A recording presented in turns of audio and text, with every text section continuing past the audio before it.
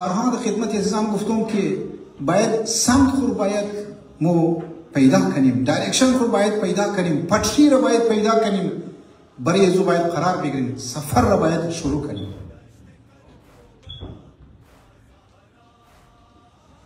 کمک میکردن اینا او کریم خاندان بودن دیگه، لیکن بازم شیر تنها هیشت. سوال زیاد چون نره، بازم تنها هیشت، بازم مشتری نداشت، بازم کستمر نداشت. وقتی که در سرزمین کربلا روز سوم امام حسین یعنی 13 محرم بنی اسد اماد قبیله بنی اسد که امام سجاد علیه السلام امام حسین علیه السلام را میخواهید دفن کنه شیرا، بعضی از نشانهای زخم در پشت امام حسین بود. قبیله بنی اسد بود که این زخمها که زخمهای یک سرزمین کربلا فرق منما بینشی، این کونه این زخمها حضرت امام سجاد بود که از خاطری از او گونیای خرما و آرد است که شبها امام حسین به فقرا کست میداد و اونا را دسترسی نام کرد. ما میخواهیم شبیه امام حسین جور شونم عزیزان من. ما میخواهیم امام حسین بنی آینه قرار کست بدون. چقدر که ما آماده ایم،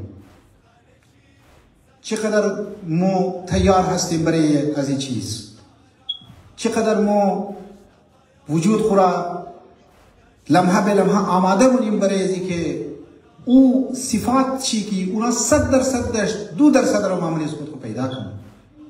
و اینا مذاق کد خود خو ما مذاق منم، که زندگی خو مذاق منم، که خانه اهل بیت کست ما مذاق منم. بورین آقا مفاتیح الجنان را بورین توخکین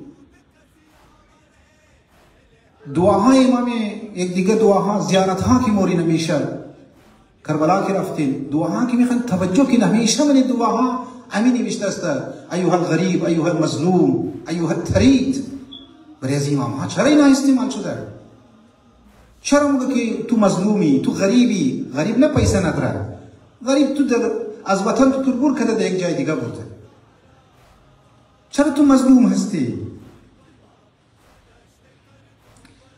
امام موسی کاظم علیه السلام خود چی که 14 یا 7 سال در زندان بود، خود از این روایت میده خود چه مظلوم در باره امام زمان میره روایت است که خود فرزند خوره یکی از فرزندهای خود میگه که ایها المظلوم ایها الطرید ایها الغریب، ای امام تو تنها هستی، تو مظلوم هستی، تو ترک شده هستی، تو تنها مندی فرزندم.